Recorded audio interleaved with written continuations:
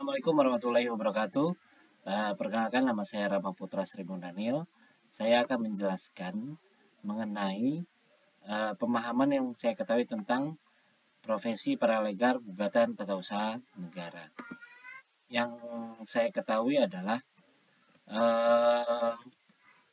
ada dasar-dasar gugatan tata usaha negara, dan istilah-istilah penting yang harus diketahui adalah di sini sengketa tata usaha negara adalah sengketa yang timbul dalam bidang tata usaha negara antara orang atau badan hukum perdata dengan badan atau pejabat tata usaha negara baik di pusat maupun di daerah sebagai akibat dikeluarkannya keputusan tata usaha negara, termasuk sengketa kepegawaian berdasarkan peraturan perundangan yang berlaku.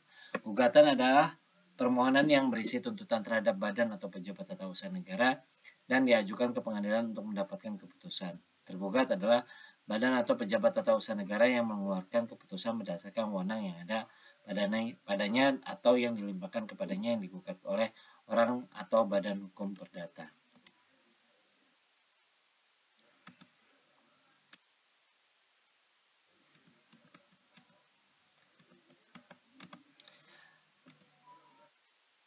Yang tidak termasuk dalam pengertian keputusan tata usaha negara yaitu yang pertama, keputusan tata usaha negara yang merupakan perbuatan hukum perdata. Yang kedua, keputusan tata usaha negara yang merupakan pengaturan yang bersifat umum. Yang ketiga, keputusan tata usaha negara yang masih memerlukan persetujuan. Yang keempat, keputusan tata usaha negara yang dikeluarkan berdasarkan ketentuan Kitab Undang-Undang Hukum Pidana dan Kitab Undang-Undang Hukum Acara Pidana atau peraturan perundangan lainnya yang bersifat hukum pidana.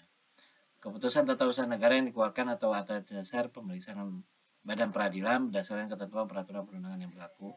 Yang keenam, keputusan tata usaha negara mengenai tata usaha negara Tentara Nasional Indonesia.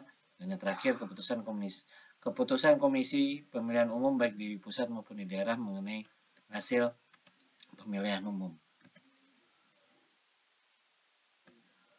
Keputusan tata usaha negara yang masih memerlukan persetujuan adalah keputusan yang dapat berlaku masih memerlukan persetujuan instansi atasan atau instansi yang lain dalam kerangka pengawasan administratif yang bersifat preventif dan keseragaman kebijaksanaan seringkali peraturan yang menjadi dasar keputusan menentukan bahwa sebelumnya berlakunya keputusan tata usaha negara diperlukan persetujuan instansi atau atasan terlebih dahulu. Ada kalanya peraturan dasar menentukan bahwa persetujuan instansi lain diperlukan karena instansi lain tersebut akan terlibat dalam akibat hukum yang akan ditimbulkan oleh keputusan itu.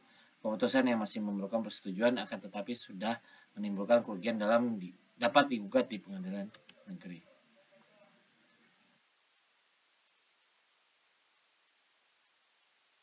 Alasan-alasan dapat digunakan dalam gugatan TUN.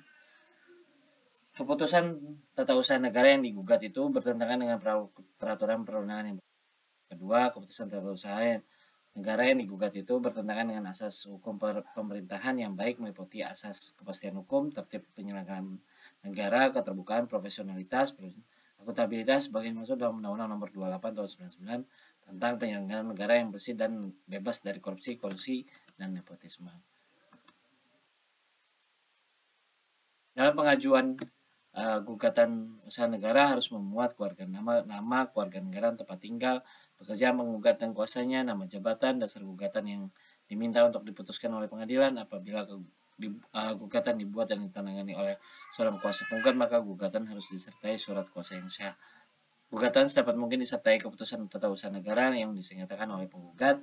Dalam kenyataan keputusan tata usaha negara yang hendak diselenggarakan itu mungkin tidak adalah tanda tangan penggugat.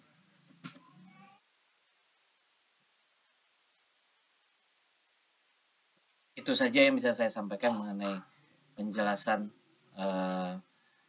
gugatan tata usaha negara. Terima kasih. Selamat malam.